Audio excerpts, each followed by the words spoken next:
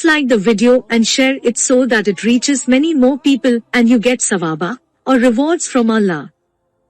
This could be a sawabe jariyah or continuous reward for you long after you are gone.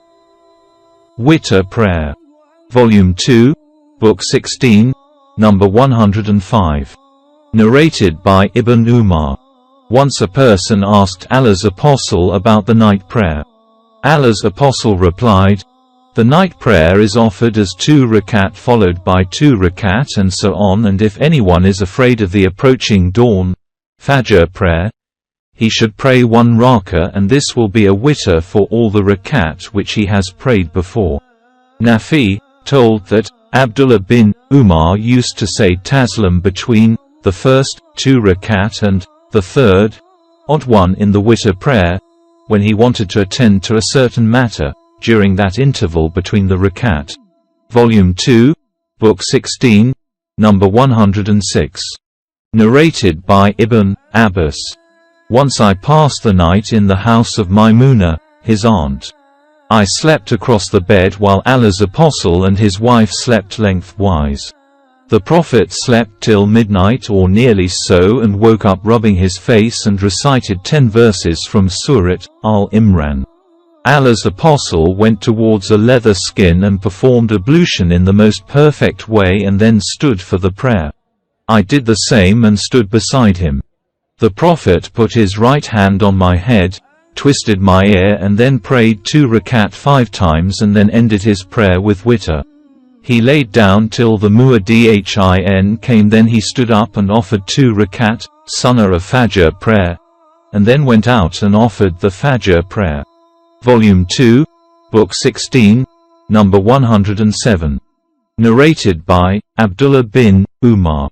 The Prophet said, "Night prayer is offered as 2 rakat followed by 2 rakat and so on, and if you want to finish it, pray only 1 rakah which will be witr for all the previous rakat."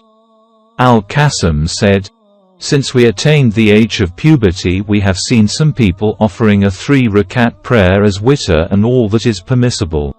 I hope there will be no harm in it." Volume 2, Book 16, number 108. Narrated by Aisha. Allah's Apostle used to pray 11 rakat at night, and that was his night prayer, and each of his prostrations lasted for a period enough for one of you to recite 50 verses before Allah's Apostle raised his head. He also used to pray 2 rakat, sunnah, before the compulsory Fajr prayer and then lie down on his right side till the muadhin came to him for the prayer. Volume 2, Book 16, number 109. Narrated by Anas bin Sirin. I asked Ibn Umar, "What is your opinion about the 2 rakat before the Fajr, compulsory, prayer, as to prolonging the recitation in them?" He said, "The Prophet, P.B.U.H., used to pray at night 2 rakat followed by 2 and so on, and end the prayer by 1 rakah witr. He used to offer 2 rakat before the Fajr prayer immediately after the Adhan." Hamad, the sub-narrator, said, "That meant that he prayed quickly." Volume 2, Book 16, number 110. Narrated by Aisha.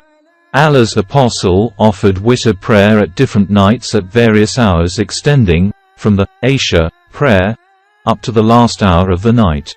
Volume 2, Book 16, number 111.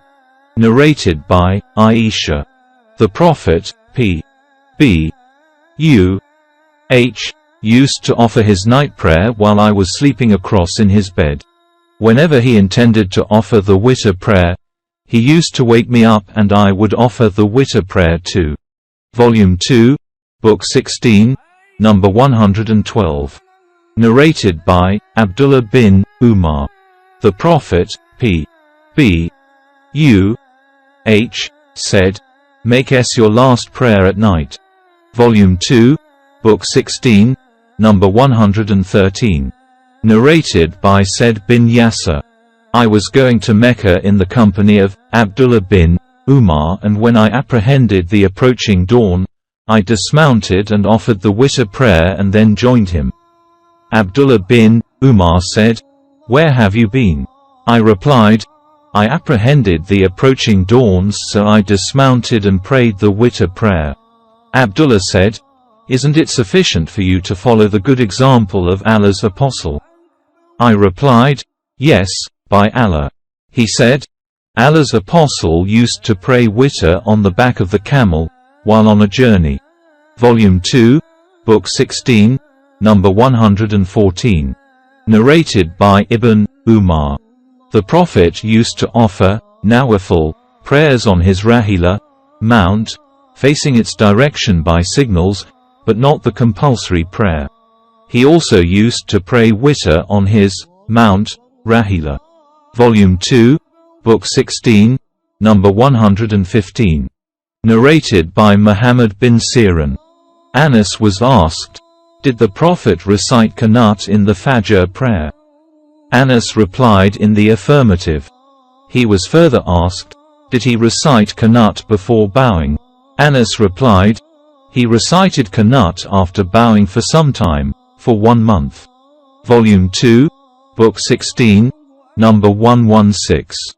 Narrated by Azam. I asked Anas bin Malik about the Qanut.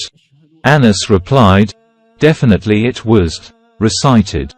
I asked, "Before bowing or after it?" Anas replied, "Before bowing." I added, "So and so has told me that you had informed him that it had been after bowing." Anas said, "He told an untruth, i.e., was mistaken, according to the Hijazi dialect.